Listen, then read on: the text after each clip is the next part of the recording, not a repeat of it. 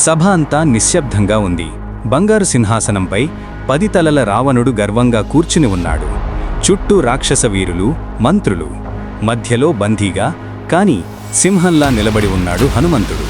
అది అజేయమైన లంకానగరం, అహంకారానికి ప్రతిరూపమైన రావణుడి కొలువు. అక్కడ ఒక వానరుడు బందీగా లేడు. లంక వినాశనానికి నాంది పలకడానికి వచ్చిన కాలయముడిలా నిలబడ్డాడు. నువ్వు కేవలం ఒక కోతివి. నా అశోక వాటికను నాశనం చేశావు. నీ కళ్ళలో ఆ గర్వమేమిటి? నువ్వెవరివి? రావణ, నేను సాధారణ వానరుడను కాదు. నేను సకల లోకాలకు అధిపతి, ధర్మస్వరూపుడైన రామచంద్రుడి దూతను, వాయుపుత్రుడను, హనుమంతుడను. రాముడా, ఆ అడవుల వెంట తిరిగే మానవుడి దూతవా నువ్వు? నా లంకలోకి అడుగుపెట్టిన ప్రతివాడు నా కాళ్ల దగ్గర ఉండాలి. ఆగు రావణ!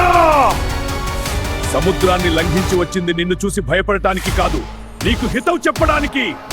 పరస్త్రీని అపహరించడం వీరత్వం కాదు. సీతమ్మ తల్లిని తెచ్చి రాముడి పాదాల దగ్గర చేర్చులేదంటే ఈ లంకా నగరం రాముడి బాణాల తాకిడికి బూడిదవ్వడం ఖాయం.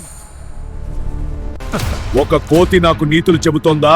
వీడి తోకకు నిప్పు పెట్టండి.